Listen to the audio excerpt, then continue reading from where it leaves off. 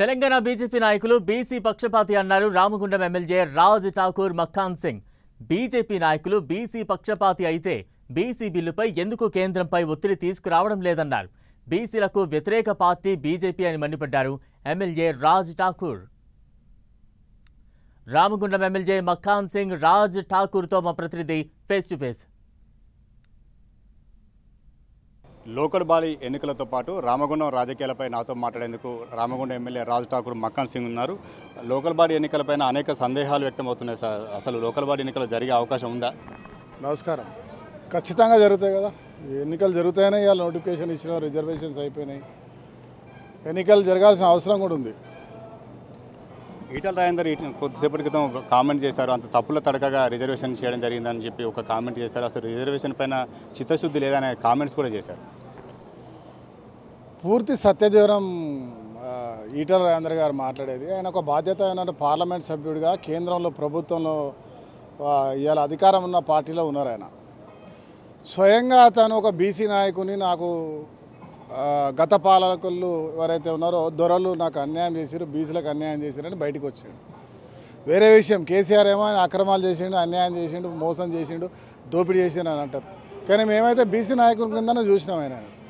ఆయన ఈరోజు మాట్లాడాల్సింటే నాకు ఆశ్చర్యం అనిపిస్తూ ఉంది. కేంద్ర ప్రభుత్వంలో ప్రధానంగా పార్లమెంట్ సభ్యుల్లో ఒకడుగా ఉన్నాడు. ఒక బీసీ నాయకుడు మా సోదరుడు సంజయ్, ఇంకో సోదరుడు మంత్రిగా ఉన్నాడు, ఇంకో బీసీ నాయకుడు పార్లమెంట్ మెంబర్గా ఉన్నాడు నిజామాబాద్ నుంచి. ఇంతమంది నాయకులు ఉండగా బీసీ ప్రధానమంత్రి ఉన్నాడు. మేము రాష్ట్రంలో కులగణన చేసి బీసీలకు 42% రిజర్వేషన్ కల్పించి బీసీ నాయకులు అందరం రాజకీయాలకు అతీతంగా పోయి ఢిల్లీలో పోరాటం చేసినప్పుడు ఒక్కసారిగా 2 సార్లు రాష్ట్ర ముఖ్యమంత్రి గారు స్వయంగా ఊరుకున్నారు. అనేక మంది పార్లమెంట్ సభ్యులు, శాసనసభ్యులు అందరూ కూర్చున్నారు కులాలకు అతీతంగా. ఆ సమయంలో ఇవన్నీ దృష్టిలో పెట్టుకోకుండా మీరు గవర్నర్ దగ్గర మీరు ఇచ్చే రిపోర్ట్ని పాస్ చేయకుండా రాష్ట్రపతి దగ్గర పోయిన దానికి మీరు రాష్ట్రపతిని కలిసే అవకాశం లేనప్పుడు బీసీల యొక్క రిజర్వేషన్ అంశంలో మీకు చిత్తశుద్ధి ఉంటే ఇవన్నీ చేసినప్పుడు మీరు స్పందించాల్సిన అవసరం ఉండే. సరే, నేను నిస్వార్థంగా ఈ ప్రాంతంలో పుట్టిన బిడ్డగా నాకు వచ్చిన అవకాశాన్ని ఈ ప్రాంత అభివృద్ధి కొరకి నో లుకింగ్ బ్యాక్, చూడకుండా ముందుకు పోతా ఉన్నా. డెఫినెట్గా చేసి చూపిస్తాం. ఇంకా 100 నిందలు వచ్చినా తట్టుకునే ధైర్యం ఉన్నది. గోదావరి నీళ్లు తాగి పుట్టిన బిడ్డను, ఈ కార్మిక క్షేత్రంలో ఉద్యమాల గడ్డల పుట్టిన వాడిని, నడుస్తూనే ఉంటాం ముంగడికి.